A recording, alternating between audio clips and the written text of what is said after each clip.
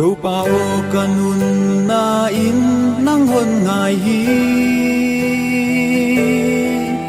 Nisimin lai lung zuang in nau bang ka ve Niềm tu tâu pa phát thiên hồi lệ ngoan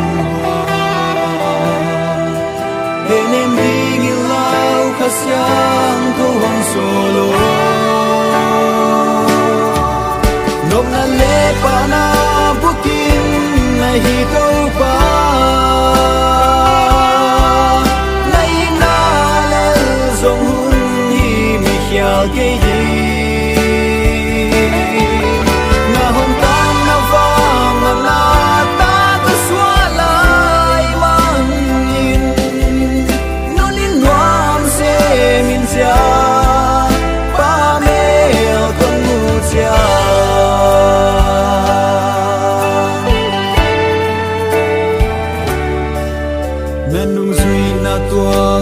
sao á zo tàu pa khu về lệ khiêm na kama à hồng din chia nang zong luin ka hon tai san zela đi sông na ôn ne min na on sang lai ho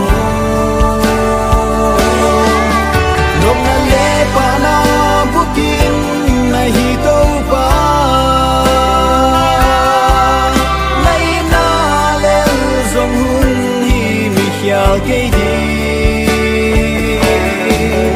na hon tan na vang na ta ta xóa lại mang nhìn luôn in hoang se min sia pa me ao thân mu sia